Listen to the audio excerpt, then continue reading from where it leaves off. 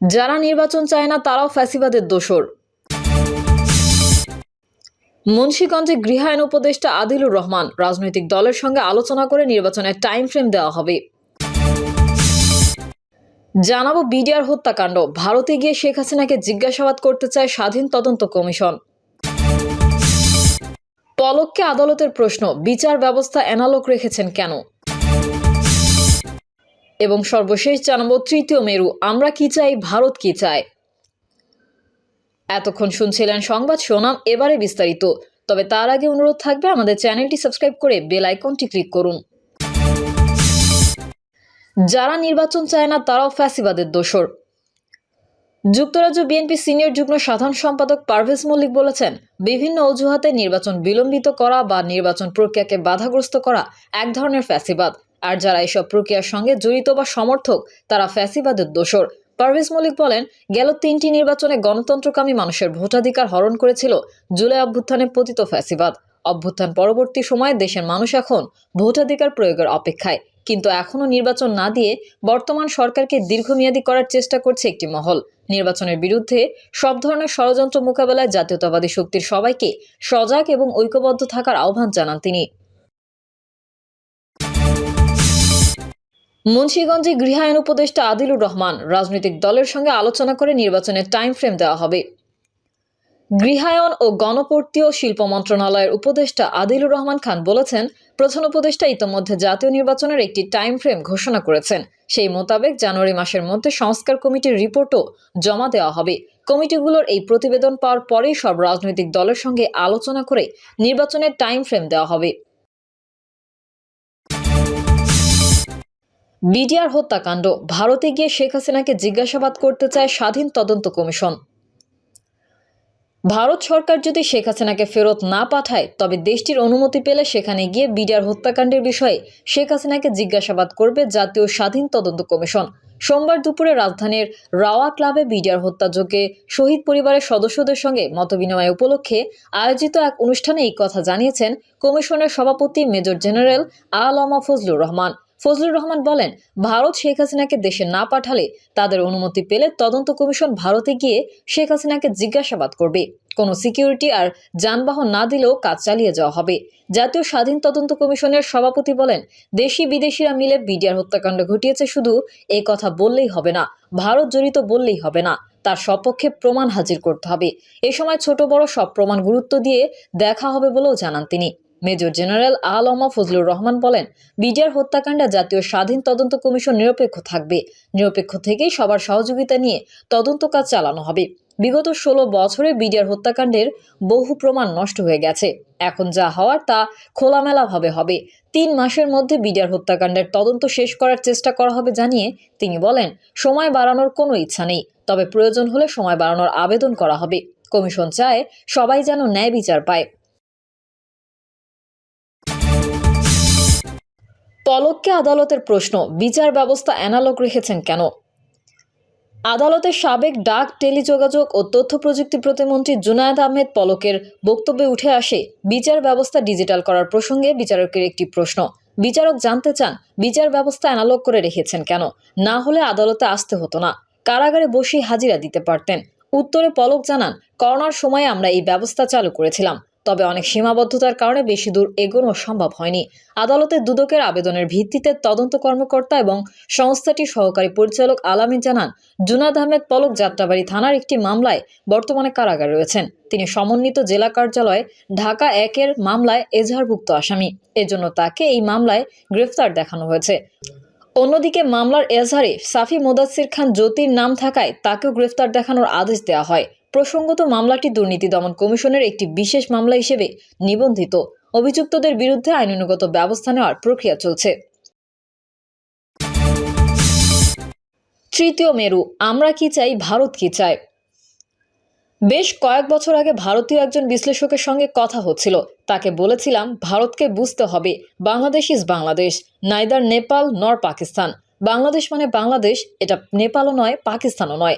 পাকিস্তানের মতোই মুসলিম সংখ্যাগরিষ্ঠ এবং দেশভাগের ফসল হওয়া সত্ত্বেও পাকিস্তানের সঙ্গে বাংলাদেশকে মেলানো যাবে না।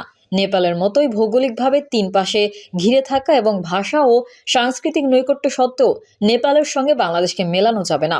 জুলাই আগস্ট গণঅভ্যুত্থানে আওয়ামী লীগের ক্ষমতাচ্যুতির পর অবস্থা দৃষ্টে মনে হচ্ছিল নেপাল বা পাকিস্তান নয়, বরং নেপাল ও পাকিস্তান উভয়ের মতো করেই বাংলাদেশকে দেখছে এবং দেখতে চাইছে ভারত।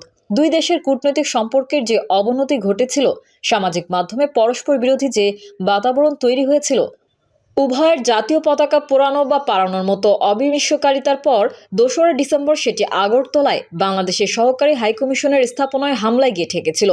উত্তেজনাকর পরিস্থিতির মধ্যেই ভারতের পররাষ্ট্র সচিব বিক্রম মিশ্রি ঢাকা সফরে এসে বলেন, বাংলাদেশের অন্তর্বর্তী সরকারের সঙ্গে ঘনিষ্ঠভাবে কাজ করতে চায় ভারত, ইতিবাচক, গঠনমূলক এবং পারস্পরিক বন্ধুত্বপূর্ণ সম্পর্ক গড়ে তুলতে আগ্রহী। সাংস্কৃতিক, ধর্মীয়, কূটনৈতিক সম্পত্তির ওপর আক্রমণের ঘটনাগুলোকে দুঃখজনক আখ্যা দিয়ে তিনি আশা করেন সম্পর্ক বেগবান করতে বাংলাদেশ ইতিবাচক মানসিকতা নিয়ে বিষয়গুলো দেখবে। বাস্তবে দেখা যায়, ডিসেম্বরে সীমান্তে হত্যাকাণ্ড অন্যান্য মাসের তুলনায় বেড়ে যায়। মানবাধিকার সংস্কৃতির ফাউন্ডেশনের তথ্য মতে ২০২৪ সালের যে ৩৮ জন বাংলাদেশের সীমান্তে নিহত হন, তাদের মধ্যে ৭ জনই নিহত হন ডিসেম্বরে। আবার মুক্তিযুদ্ধে বাংলাদেশের বিজয় দিবস ১৬ ডিসেম্বরকে ভারতের ঐতিহাসিক বিজয় আখ্যা দিয়ে দেশটির প্রধানমন্ত্রী নরেন্দ্র মোদী টুইট করেন। স্বাভাবিকভাবেই এই নিয়ে বাংলাদেশের তীব্র প্রতিক্রিয়া হয়। অবস্থা দৃষ্টে মনে হচ্ছিল, ভারতের দিক থেকে পাকিস্তানকে যেমন শত্রু রাষ্ট্র বিবেচনা করা হয়ে থাকে, সেভাবেই ভারতীয় সরকার, সংবাদ মাধ্যম, নেটিজেনরা মাত্র কয়েক মাস আগেও বন্ধুরাষ্ট্র বিবেচিত বাংলাদেশকেও একই তকমা দিতে চাইছে। প্রশ্ন হচ্ছে, বাংলাদেশ বিষয়ে ভারতের এমন যুদ্ধাদেহী অবস্থান কেন? বাংলাদেশের অভ্যন্তরীণ পরিবর্তন নিয়ে ভারতের এমন অভূতপূর্ব প্রতিক্রিয়ার কারণ কি? স্বীকার্য, আওয়ামী লীগের শাসনামলকে খোদ নরেন্দ্র মোদী দ্বিপক্ষীয় সম্পর্কের সুবর্ণ অধ্যায় আখ্যা দিয়েছিলেন। ৫ই আগস্টের পট পরিবর্তনের পর সেটি কার্যত কৃষ্ণ অধ্যায় হয়ে উঠেছিল। বাংলাদেশে অতীতেও স্বাভাবিক বা অস্বাভাবিক পন্থায় সরকার পরিবর্তন হয়েছে। ভারত নিয়ে এখনকার চেয়েও বেশি কড়া কথাবার্তা জনপরিসরে এসেছে। তখন তো নয়াদিল্লিকে এখনকার মতো ভূমিকায় দেখা যায়নি। এটি ঠিক, গত ১.৫ দশকের নানা উন্নয়ন প্রকল্প ও বিনিয়োগের মধ্যে দিয়ে বাংলাদেশ ভারতের অভূতপূর্ব বৈষয়িক স্বার্থ গড়ে উঠেছে। অন্তর্বর্তী সরকার ক্ষমতায় আসায় বাংলাদেশে ভারতের বিনিয়োগ বা বাণিজ্য ক্ষতিগ্রস্ত হতে পারে এমন কোনো লক্ষণ এখন পর্যন্ত দেখা যায়নি। শুধু ভিসা বন্ধ হওয়া ছাড়া বাণিজ্য আগের মতোই চলছে। এমনকি যে আদানির বিদ্যুৎ নিয়ে এত কথা, সেটিও সহসা বন্ধ হওয়ার লক্ষণ নেই। এটিও ঠিক, বাংলাদেশের সংখ্যালঘু নির্যাতনের ইস্যুটিতে ভারত আগের চেয়ে অনেক বেশি সিরিয়াস। অতীতে কংগ্রেস সরকার যদিও এই ধরনের ইস্যুতে যথাসম্ভব শান্ত থাকতে ও রাখতে চেয়েছে, বিজেপি সরকারের অবস্থান সেটি নয়।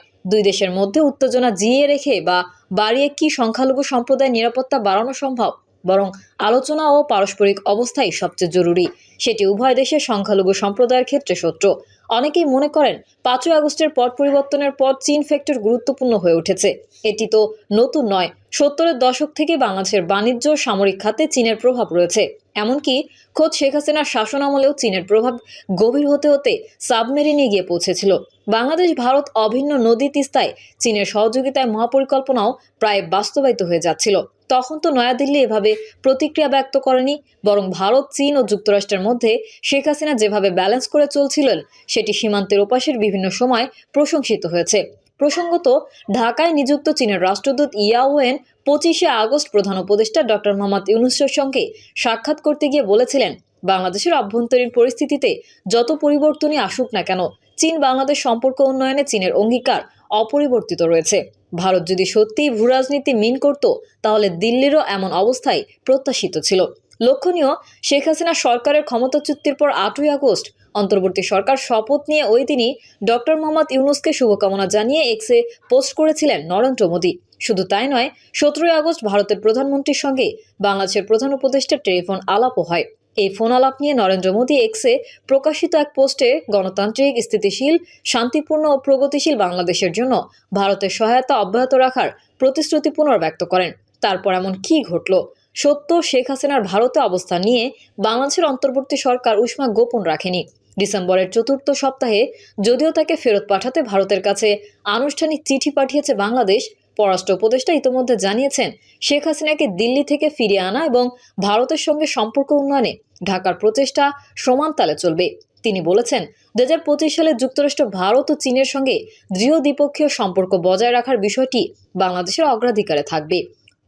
প্রভাবশালী ব্রিটিশ ম্যাগাজিন দ্য ইকোনমিস্টও বাংলাদেশকে কান্ট্রি অব দ্য ইয়ার ঘোষণা করে বলেছে, নতুন বছরে দেশটির অন্যতম প্রধান চ্যালেঞ্জ হবে ভারতের সঙ্গে সম্পর্ক মেরামত করা। তার আগে বুঝতে হবে ভারত আসলে কি চায়। সংবাদ মাধ্যম ও সামাজিক মাধ্যমের বাগড়ম্বরের বাইরে গিয়ে আন্তরিকভাবে বিষয়টি বুঝতে চেয়েছিলাম ভারতীয় কয়েকজন বিশ্লেষকের কাছে। বাংলাদেশ নিয়ে তাদের দেশের এমন অবস্থানের কারণ কি?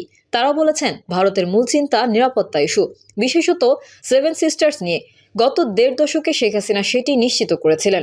ভারতের ওপি জিন্দাল গ্লোবাল ইউনিভার্সিটির আন্তর্জাতিক বিষয়ক বিশেষজ্ঞ অধ্যাপক শ্রীরাধা দত্ত সম্প্রতি এক সাক্ষাৎকারে বলেছেন, যদি ঢাকা আশ্বস্ত করে যে তারা ভারতের নিরাপত্তা উদ্বেগ আমলে নেবে, তাহলে সেটি শক্তিশালী সম্পর্কের ভিত্তি হতে পারে।